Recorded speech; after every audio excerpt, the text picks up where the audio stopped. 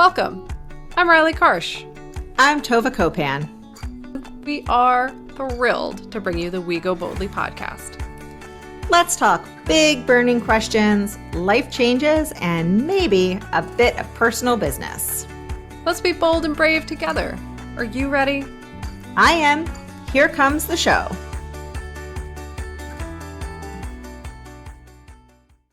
Hello, everyone, and welcome to We Go Boldly, the podcast. We are so very happy to have you with us today on the show and to be continuing our season 8 conversations. This is the season that I really need, apparently, in my life, because I think I say this every season, but I'm going to say it like with a little more oomph this season. This is really teaching me a lot of things and making me rethink the way I do certain things and the way I parent and all these things. So I'm excited. Before we dive into this episode, I am going to do what I always do and introduce my amazing, fantastical co-host, Tova. How are you today, Tova? What's happening? It's Friday. We're recording this on a Friday, so that feels exciting. So yeah, I don't know. Sun is shining. It's Friday. I don't know. I think I'm in a weird mood apparently because I can't answer that question. Yeah, no, I hear you. I am a little out of sorts today. And we'll get into the topic in a second, but I was having breakfast with a very good friend of mine yesterday, and I was talking all about how my migraines are getting better and I'm not having them, and isn't that great? And then I woke up this morning with a horrible headache. So that's what's happening in my brain right now. There's a lot of chaos in there. Like unpleasant white noise. So I'm a little foggy, I'll be honest, a little foggy. Yeah, I think I realized what I need to do is sit down with a list, like write a list, make a list, just like get things out of my brain. So we might be approaching this. Fortunately, I don't have the pain of a headache, but I might have the chaos of a headache. Excellent. So but good luck, everyone. Yeah, may the force be with you. But I'm excited. I am excited about this topic.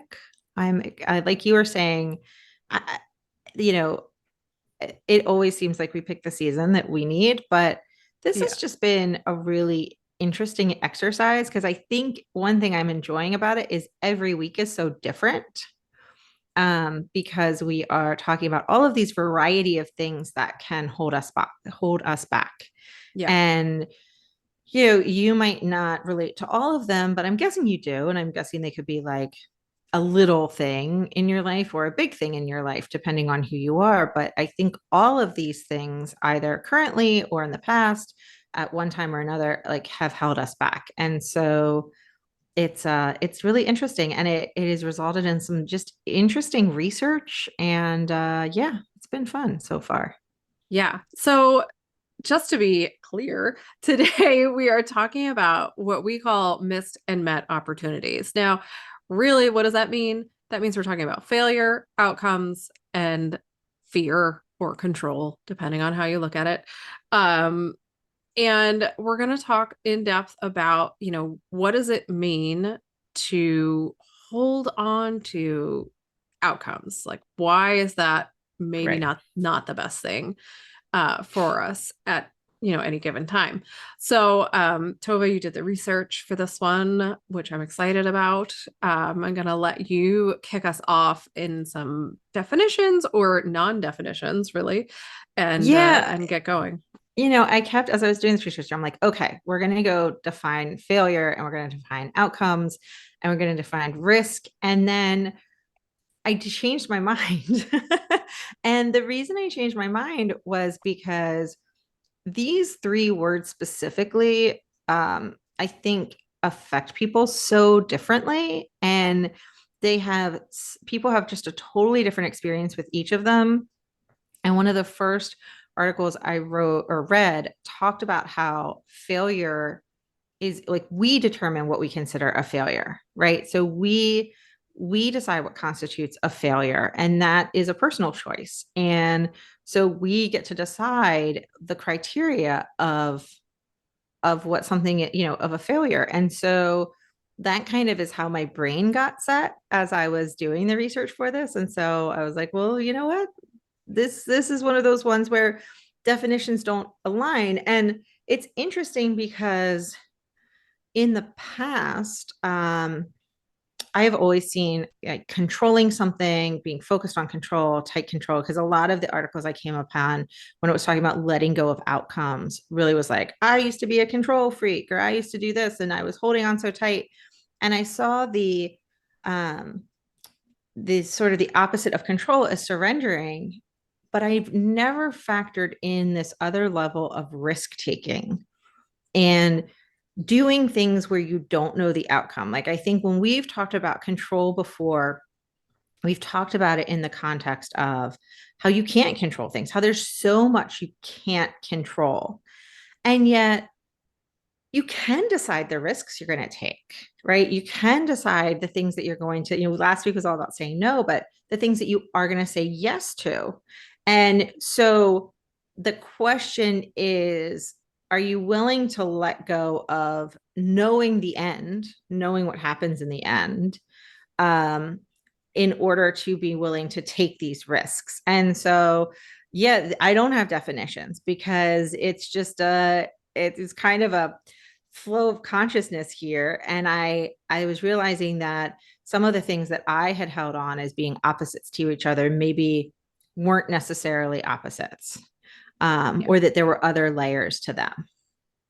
Yeah. Uh, It's you know, it's a little circular, right? Like it all sort yeah. of combines into this messy ball of risk taking, letting go of outcomes, letting go of fear, and all of that. I think one of the things you included in here, and let me back up for a second. What does this have to do with our entire season, right? What I think it's Yeah, it's a it good should be point. self-evident, but like let's talk about it. Obviously this season we're talking about letting go of the things that hold us back and moving on from the things that are holding us back so that we can live our limitless life, as we talk about all the time. um and as we go through the season, as Tova said, there are things that will apply more directly to you than others. But I think universally, risk taking is viewed, and you said this before we even started, Tova, but I think this is a really interesting point in the conversation. Risk taking is viewed as a negative before you're successful. And then once you're successful, everybody's like, oh, what a great risk taker. Right. Well, And I think it's super important to start from there mhm. because we're so controlled by opinions and cultural definitions and the ways in which we look at behaviors, whether they're positive or negative. And that influences what holds us back, I think, tremendously. Well, and as you were talking, I was thinking about the term risk averse, right? Which we would think is the opposite of risk taker. So, if you were looking for and I don't know a lot about finances in this perspective, like a mutual fund, you might want something that's risk averse, even though you know that the only way to actually make money is to be a risk taker. Right. And so, if somebody is at, Steven Spielberg, now that he's successful, a risk taker, right? And he's taken risks and he's pushed the envelope. And I mean, I don't know that he's actually done that. I think now we're so used to Steven Spielberg being just like the standard. But at the time, he was a risk taker when he was getting out there. And you look at many of the things that he's created, and they did take risks. And so you would not describe him as being risk averse. And if you did, if you said, oh, that director's really risk averse, it wouldn't be a good thing. But maybe when you're brand new on the scene, and you might get hired because you're risk averse and the studio knows you're not going to be really expensive, like you're going to come in under budget. Like it's weird that two words that are essentially the opposite of each other, and I don't think they really are, because then we're going to delve into the different types of risk taking, but two words that in our head are the opposite of each other, of risk taker and risk averse, can be considered both a positive and a negative at any given moment. And so I think you're right that we do a lot in our lives that's governed by outside opinion. And what are you supposed to do with that? Like, what are you supposed to do when the opposites of something are both good and bad? Right. Right.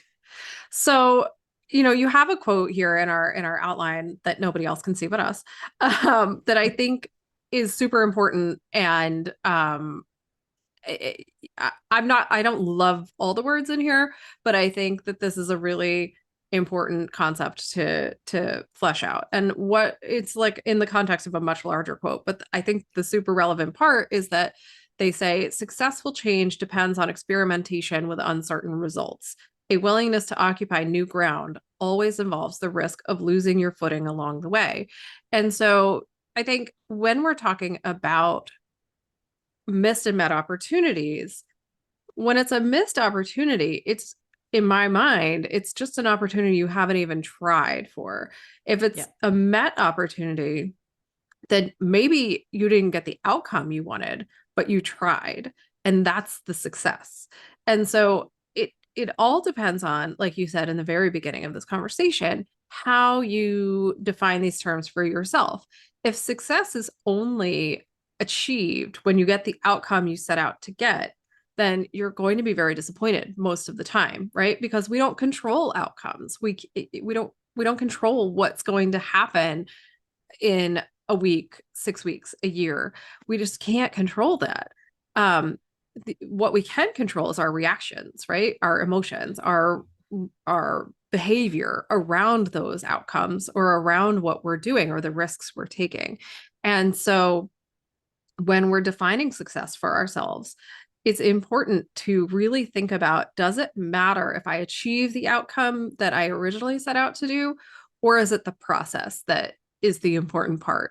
And arguably, I think it's the process, because if you're taking a risk and you're going through steps to achieve an outcome that you had in mind, and you learn along the way, or you expand your mind along the way, or you achieve something else, like maybe success turns out to be a different result that is equally important to you. Yeah. Um, I think that's where the growth comes in. That's how we let go of what's holding us back. We don't spend all our time thinking, well, if I don't achieve, if I don't get the specific promotion I want, or if I don't, have a child in the month that I want to have a child. Like, I know a lot of people do that, right? Um, if I whatever it is, if you don't get that very Yeah. specific outcome, then people look at it as a failure. And I think that's just wrong-headed. Like, I think that that actually leads us down a very negative path. Yeah, I agree. And, it's interesting. This discussion about outcomes. So, stick on this ride with me for a moment about outcomes. Cause I did look at, there's a variety of different types of sort of angles I was going when I was doing this research. And so looking at outcomes specifically, why do we love outcomes so much, right? Like, why do we get attached to outcomes? Because we all do. Everybody gets attached to outcomes. And sometimes it's because our, our jobs are focused on outcomes. Like, even you look at teaching now, where the outcome should be the goal that like a child learns to read and loves to read, hopefully loves to read, or at least doesn't hate it. Instead the goal is to hit certain levels of a standardized test. Like, we change the outcomes. Or Riley knows in my other job that like I have goals that I'm expected to hit, and like they're not arbitrary, but they're also annoying. And they're, and you're like, I'm doing a good job, and yet I'm not going to hit that outcome. And that's really frustrating. But we do love outcomes beyond just like businesses that need to know what to expect. And one of the reasons is that our brains they love certainty. Our brain loves certainty. And we love to know that if we do A, we'll get to B. Like, that's what we want to happen. The problem is that is usually never for certain, right? Like, it's never actually sure. And so even if you're not anxious, that can be difficult. But if you are somebody who leads to the more anxious sides of things, it's those blanks, that uncertainty that can really make you hold on to outcomes. And I will say that I personally did not realize how much I relied on outcomes and just knowing what's next until, this time 3 years ago in March and April and all of 2020, where we really had no idea when we were going to see people again or do things again. And you couldn't plan, for like legitimate reasons, like you weren't seeing anybody and going anywhere, but also you couldn't make plans because you didn't know what was going to happen next. And so that's when I learned how much I rely on, these outcomes. But what I thought was very interesting is, people who are anxious, or just people in general, love to hold on to outcomes.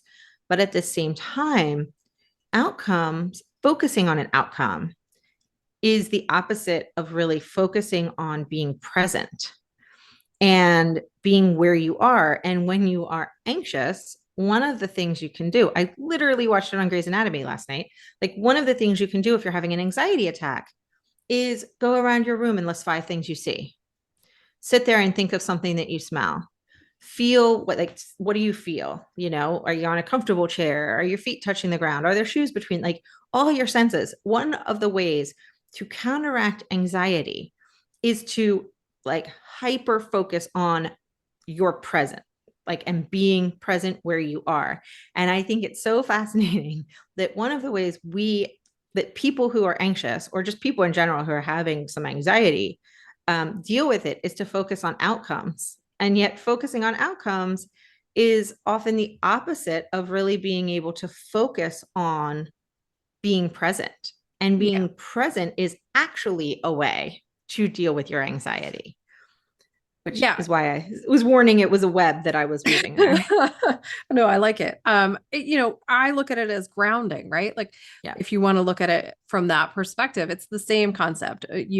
When somebody's in the midst of a panic attack, one of the ways you can help alleviate the panic attack is by grounding them. And that is exactly what you just described, going through your senses and attaching to what's happening in the exact moment, as opposed to whatever you're panicking about.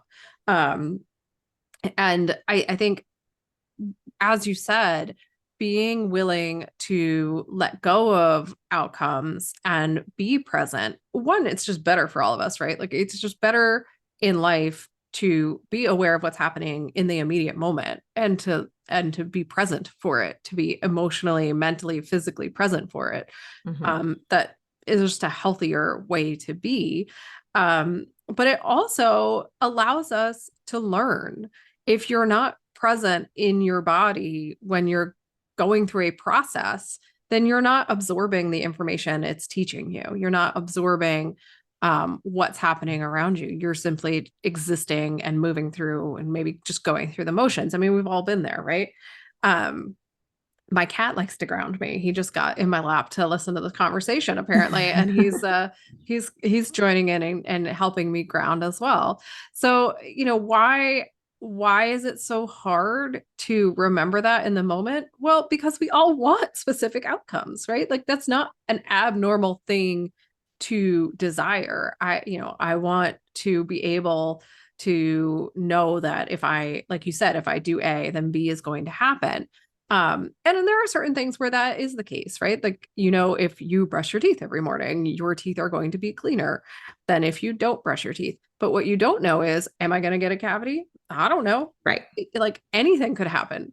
So if you are willing to look at outcomes as flexible, expansive, changing sorts of things, then it gives you more breathing room to exist, and more breathing room to exist in the moment, which again is just healthier, and you will be happier. I wouldn't say happy, because who knows, everyone, we fluctuate, but it will make it easier in life. But speaking of, who knows if you're happy, and that does come and go, but a lot of that does depend on your definition of, like, what you define as an outcome and what you define as failure. And what, I think we'll take a quick break and come back and we'll start talking about risk, but, like, what you define as risk, so much of our happiness and our peace, like, depends on how we define things. And I was going to tell you this when we weren't on the podcast, and I kept forgetting that I had to laugh. I'm catching up on Grey's Anatomy. And so I was watching Grey's Anatomy, and one of the characters said to another character who's a traveling nurse, like, don't you get tired, like, traveling and being at place to place and moving around all the time. And he goes, well, I'm a Sagittarius, as if Yeah. like, so that made me think of you, Yeah. but also, That's fantastic.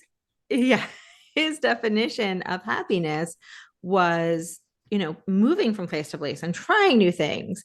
And if your definition of happiness is to be at home and doing the same thing every day and being rooted, then that would be very miserable for you. But because his and I listen to a lot of memoirs, and a lot of times as you listen to people, I just listened to Dave Grohl, which is like 8 thumbs up. If I had them, I highly recommend listening to it.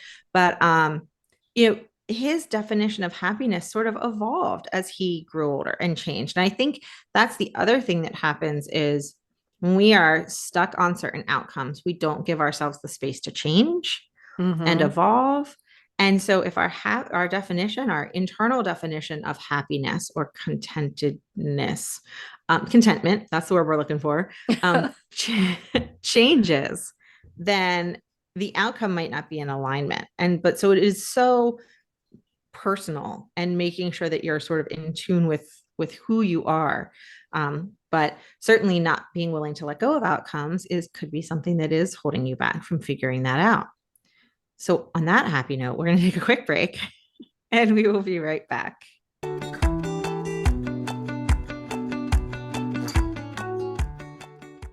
Hey, Tova, you know what I love? Coffee, definitions, uninterrupted reading time. Okay, all of those things are true, but I also love maps. As in Siri, take me to the beach. Yeah. Also, as in, who am I really and who do I want to be? Yeah, I figured that's what you meant, but I also have the beach on my mind. So, Well, we were talking about things we love, so that definitely makes sense. But the map I was thinking about is our Defining You course. yes, we put together defining you as a way to map where you are and how you want to live your life. So true.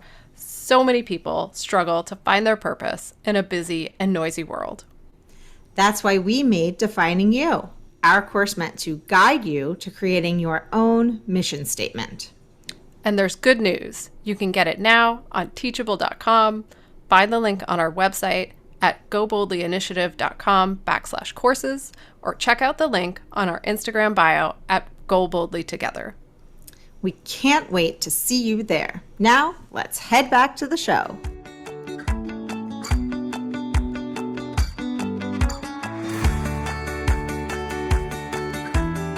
All right, Okay, so welcome back. I think we're ready. I don't know, you tell me, Riley, to just like hop right into talking a little bit about this whole world of risk, because this is what I thought was a really interesting conversation.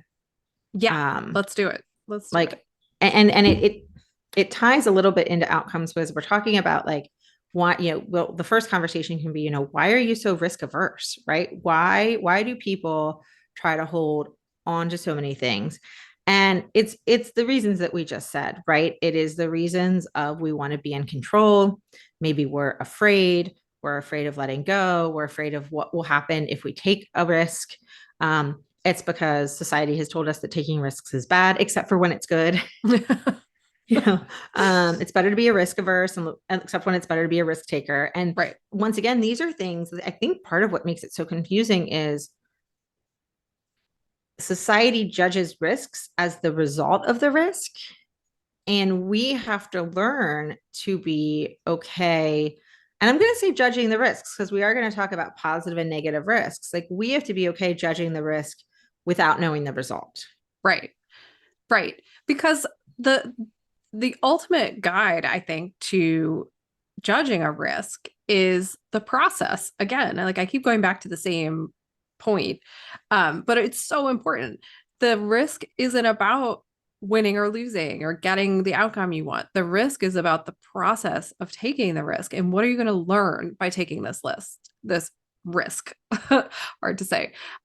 So, what is, like, if we're going to talk about what is risk, right? You have a definition here. So risk simply means a situation that exposes us to potential harm, danger, or loss. Risk is everywhere. Um, So I have a couple thoughts about that. And one I think that's important we haven't talked about yet is that you're going to take risks whether you want to or not. Yes. Walking out your front door is a risk. Talking to somebody you don't know at the grocery store is a risk. Anything and everything you do is a risk. It's just, are you viewing it as a risk?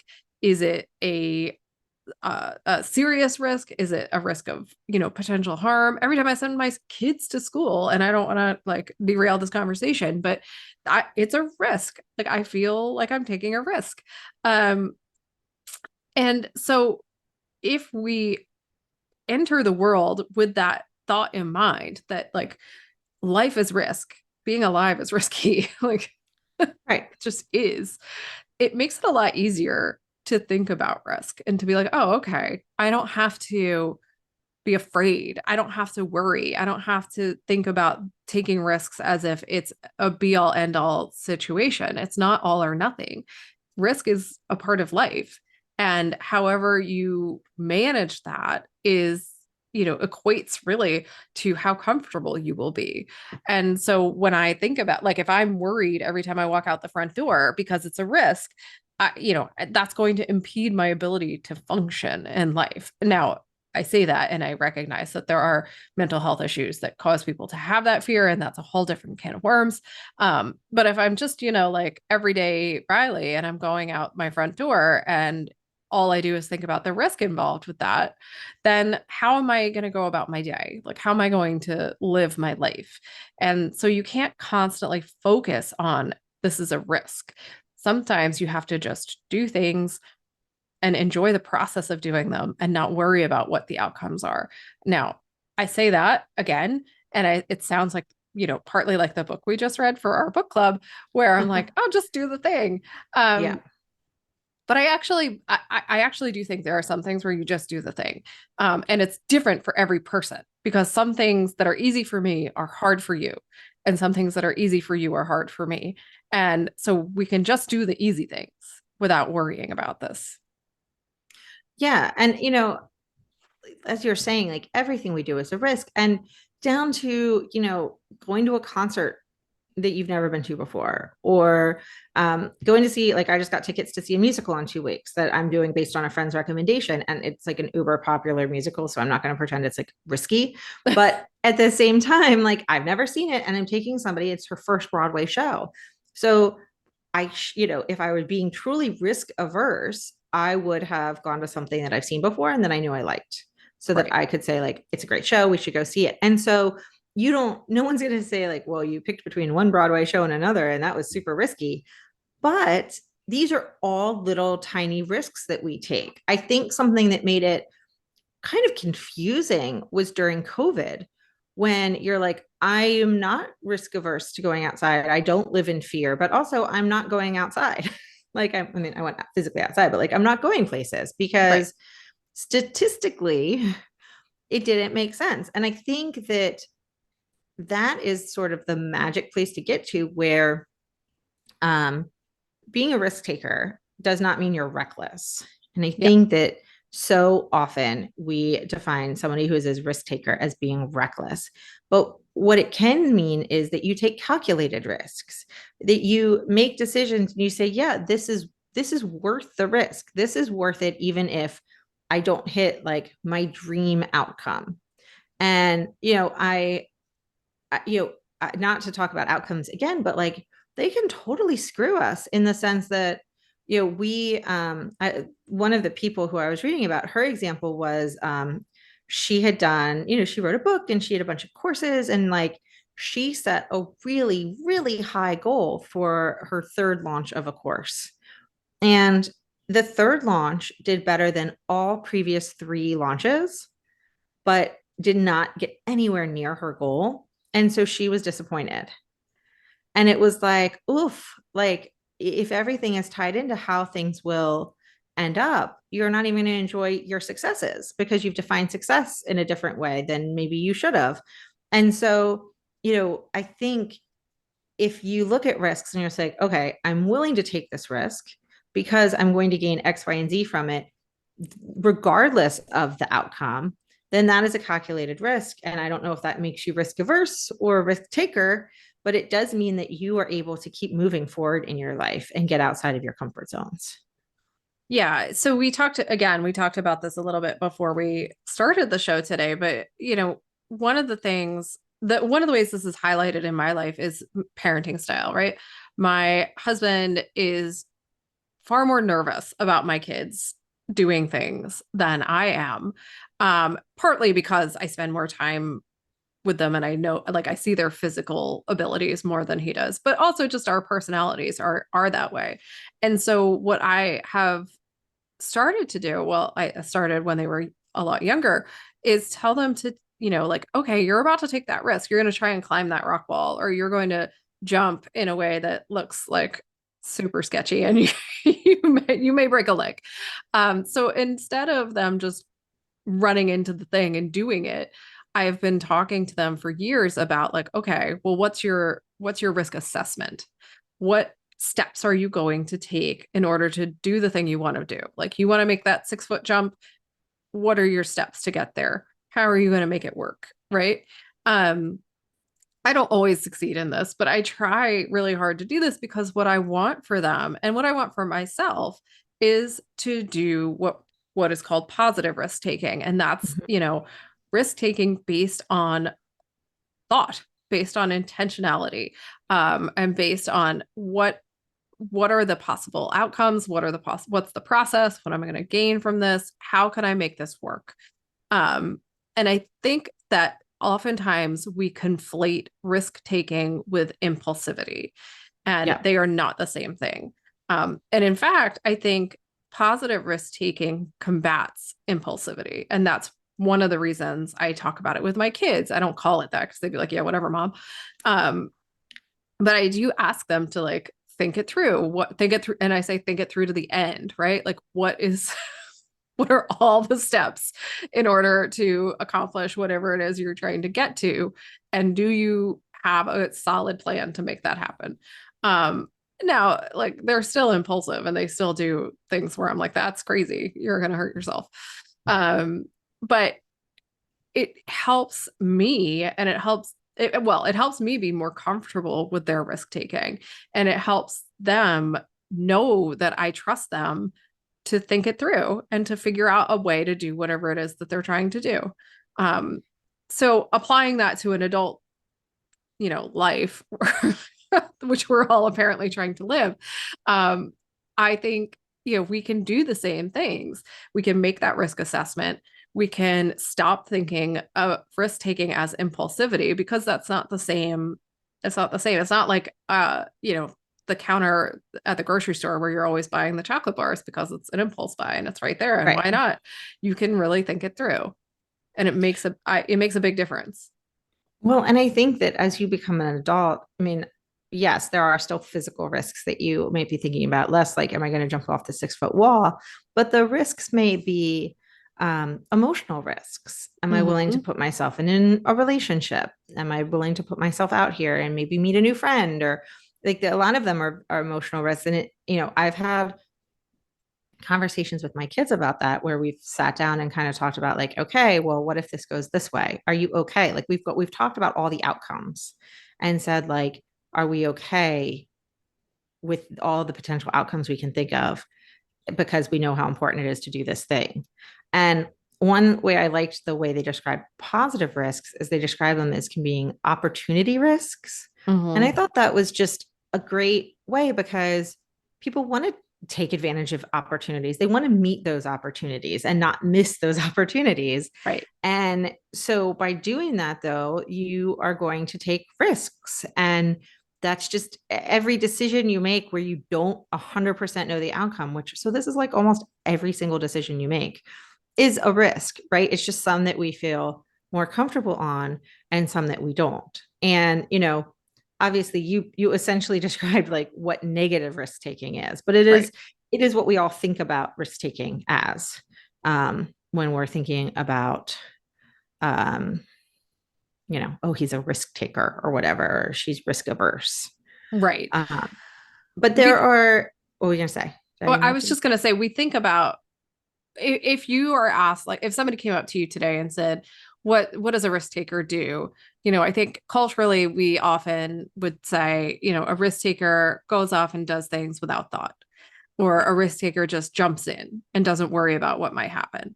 Um, and again, I know I've said it several times, so I'm going to say it one more time because I think it bears repeating. That's impulsivity. That's not necessarily risk taking. And I think this goes to other conversations we've had where, people get hung up on this concept of overnight success, or like somebody just got handed everything and they just got lucky. And I don't think for the most part that any of that actually is true. I mean, all those things come into play, but that's not the entire story.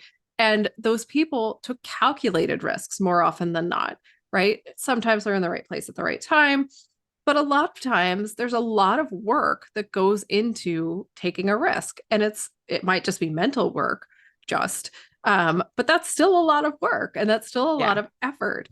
So, all of that I think is important to keep in mind. It's not people just jumping out of airplanes, right? It's not like, I'm just going to dive a bomb into this and see what happens.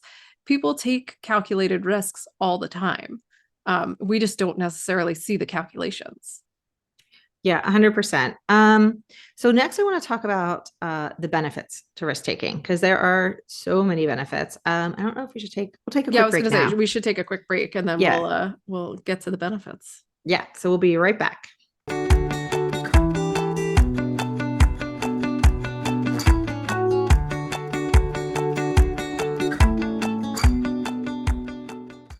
Know what I really love to do? Take baths, go for walks, read, drink margaritas, hike. Yeah, not what I was referring to. We're recording a commercial right now.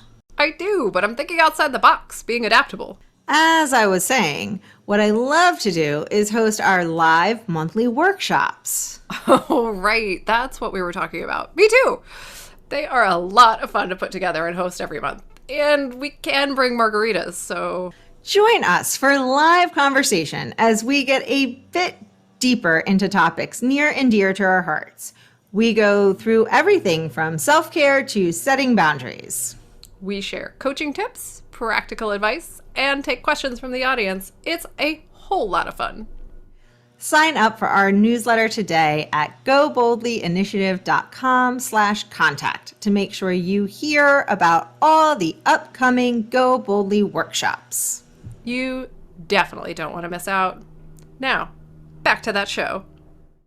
Okay, so it's all uphill from here. We're going to be just talking about positive things, benefits of risk taking, and then how maybe to take some risks, what you can do. So what's great is, as you can imagine, personal and professional growth, right? It's a risk to throw your name in the hat for a job opportunity. It's a risk to open yourself up to a relationship, all of those things. But if you don't risk those things, you will not have the personal and professional growth. I mean, you may, but it may take a lot longer. It might not be so intentional. It might not be the direction you want to go.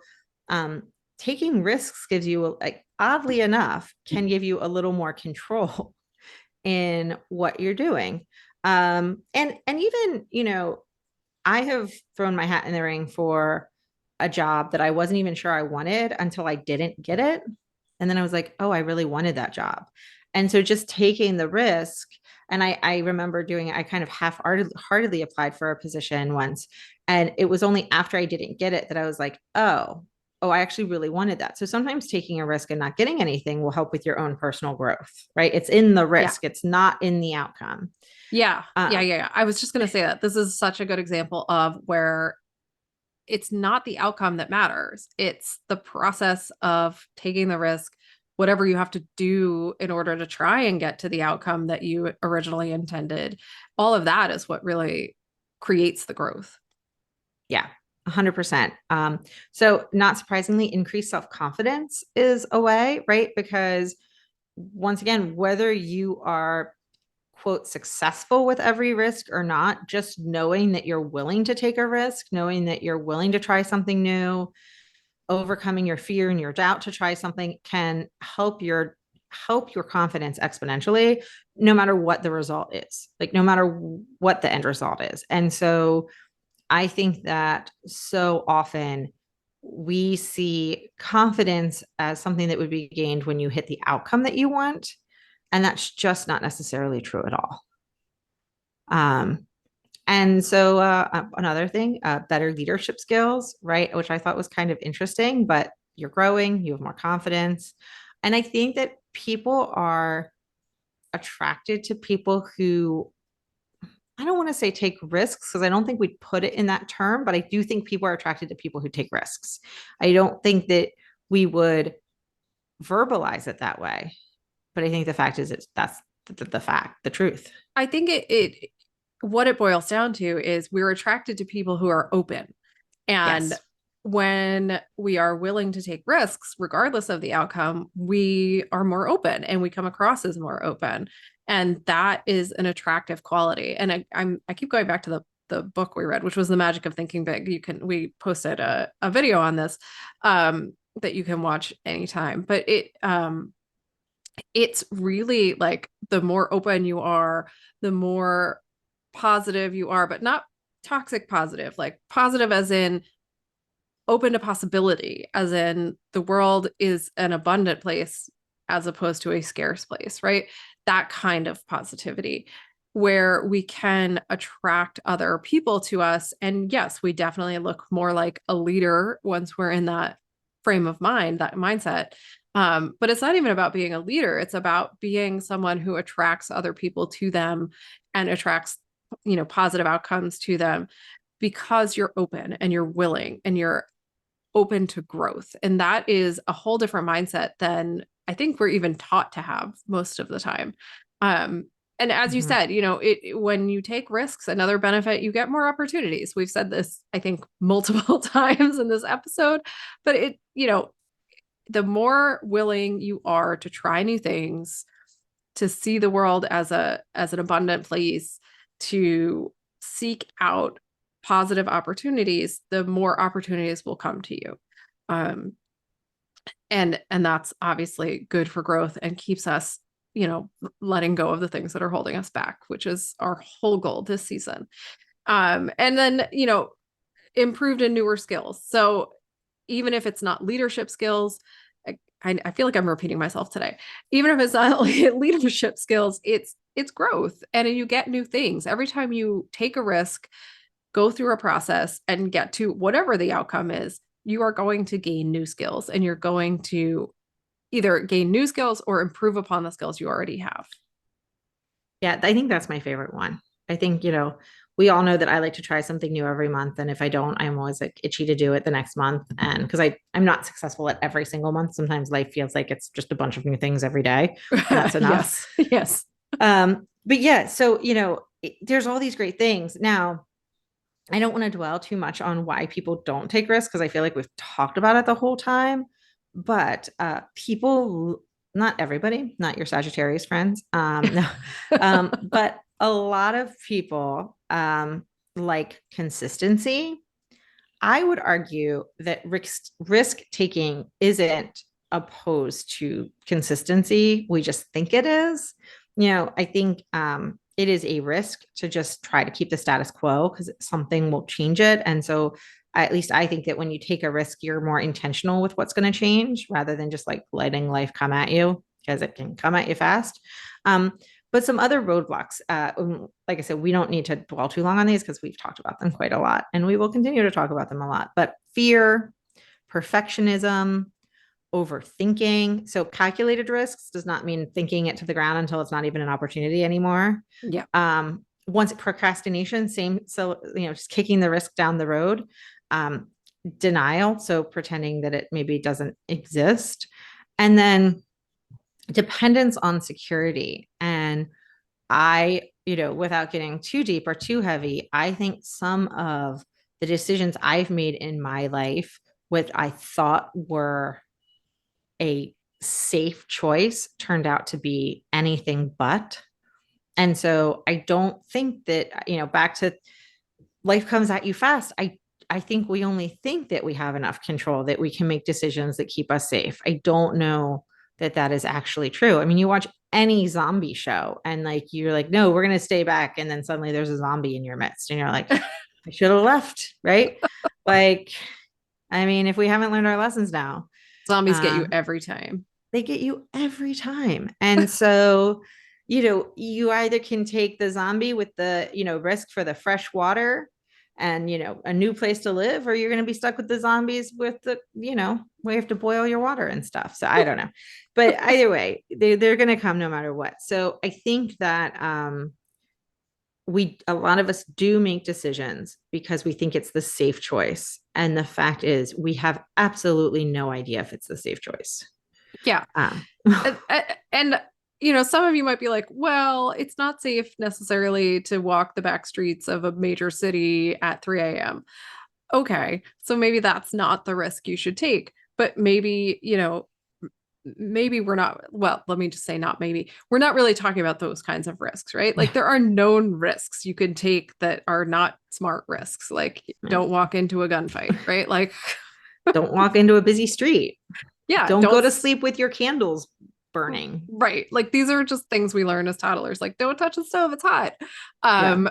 Right. Those aren't the kind of risks we're taking. I don't know why I feel like I have to make that clear, but I just, lest we get any comments back from the listeners that are like, yeah, well, there are some risks. We Yes. know. But We those know. are so now that I've experienced this episode and the research, like I don't even think those are risks. Those are just Right. like bad decisions. Yes, that's true.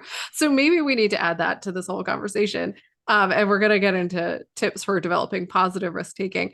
But I do think, yeah, sometimes it has nothing to do with risk. It's just poor decision making skills. And so, again, like it's impulsivity sometimes. Sometimes Yeah. it's just bad choices. Sometimes, you shouldn't stay late at the bar by yourself and then try to walk home. That's a bad decision. It's, you have to rethink, I guess, how you're labeling these things. Well, and this would take us down a whole other road. So I'm not going to go too deep, but I think something that does have to go hand in hand with being willing to fail and risk taking and letting go of outcomes is showing yourself kindness and grace and forgiveness. Because no matter what, you are still making decisions with the information you have at any given time. And over time, you will have more information. And so you are going to take risks that are going to turn out fantastic, and you're going to take risks that maybe don't turn out so well. And you're going to judge them as, Monday morning quarterback those risks. And that's not fair to the person you were when you were making those decisions. Like Yeah. now, if you make the same risk 2 times in a row after having the information that you've learned from the first time, I don't know what to tell you, maybe Right. don't make the same exact risk if it didn't work out the first time, but make Yeah. a different one or tweak it or, because every opportunity is different. So I just wanted to say that you do need a dose of kindness and forgiveness if you're Yes. going to do this. Yes. So I let's talk about how do we develop becoming a positive risk taker? And these are sort of like big ideas that we could spend an entire season probably on. But one is expand your thinking. And that, to me, this is just like thinking outside the box. And this is changing, to me, it is the experience that I had in prepping for this episode, where you're changing your definition of failure, you're changing your definition of risk and of safety and of all of those things. And you are just willing to look at things differently. So that is so important. Yeah. Um, the next one is embrace change, which I think goes hand in hand with expanding your thinking, right? If you are always or often afraid of change, Mhm. it's going to be very hard to take any positive risks, right? Because inherent in taking a risk is change. So maybe we have had several episodes on this, but if you redefine change in your life as something positive as opposed to something negative or to fear, it can help you with this sort of positive risk taking behavior. Yep. I would say share the risk with others, right? And this I thought was a great idea. And we've talked about this. We talked about this when we went live earlier today about the magic of thinking big. But, not only, surrounding yourself with people who are also familiar with taking calculated risks. I think it's one reason that like entrepreneurs tend to gravitate towards entrepreneurs, or salespeople sometimes gravitate. I mean, we all gravitate towards people who are a similar occupation, because there's a certain level in risk in every type of occupation, whatever it is. But, surround yourself with people who do like to maybe think outside the box or push the limits or get outside the comfort zone. So however you want to describe it, right? Do that. And then, but also share what you're doing with other people so that you get the support and you get the ideas. And, we are talking about making calculated risks. We are not talking about making uninformed risks. And so, find the information, find the people that support you, and then take your leap. Yeah, absolutely. And if there are people who don't support you, or who are just negative towards your goals, dreams, hopes, fears, whatever, those may not be your people. And so you want to think about that carefully. Other tips for developing positive risk taking: practice mindfulness or take a moment to pause, right? So being mindful helps you to assess situations without overreacting and getting overwhelmed. So the more mindful you are, if you have a daily mindfulness practice, or even if you just do this periodically to help you clear your mind and to feel more steady, then you can really sort of develop your ability to take risks without reacting in the moment. And taking a moment to pause is really very similar, right? This is the risk coming up. I'm going to pause and reflect on that risk and think about, the process, think about the outcomes and all of the pros and cons that are associated with taking that risk. So those, I think, go hand in hand. Yeah, and I'll just add to that same bundle, is to practice affirmations, really help overcome negative thought, because so much of what's pushing us from trying something new is that voice in our head that just wants to keep us safe, even though her definition of safe is not necessarily safety. And so practicing, daily affirmations as part of that, taking a pause and practicing mindfulness, is incredibly important. Another one is practice smart risk taking. So now this is a little different than our final one, which will be, spoiler alert, or homework. But practice actually taking the time to analyze things and learn to recognize that taking risks and making sure they're informed are not mutually exclusive. And I think that is when we look at somebody who is a risk taker in a positive way, like you said, it's the 15-minute fame to fame kind of thing. We don't realize all of the analysis and thought that went into taking that risk. So recognize that you can still be smart, making good decisions, and also risk taking. It is not a mutually exclusive proposition. Right. And then finally, practice incremental risk taking. So you don't have to take the biggest risk of your life first. Like, sometimes we think that we have to dive in with both feet and, not really think about the smaller aspects of life.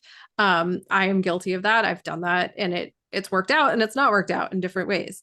But if you want to grow this behavior, if you want to include this as a habit in your life, then you can practice incremental risk taking. You can take small risks. And as Tove is about to tell you, that is our homework. So my little spoiler alert there. But it can be anything. It can be from trying a new restaurant, trying a new type of cuisine, reading a different kind of book, making a new friend. It depends. How small it is depends on how risky it feels to you, right? Like, sometimes for some people, making a new friend is not risky. For other people, it's a huge risk. So you have to pick the things that make sense for you. Yeah. And I think, even reaching out to an old friend can feel risky and can feel, because there's so many different kinds of risks. And for the most part, we're not talking about the ones that put you in physical danger. Right. we are talking about the ones though that can put you in emotional danger. And that's sort of where the magic happens. And so yes, our homework this week, take a positive risk, whatever that might be, whatever Riley just described, or something that you're thinking of, maybe something that gives you like a little butterflies.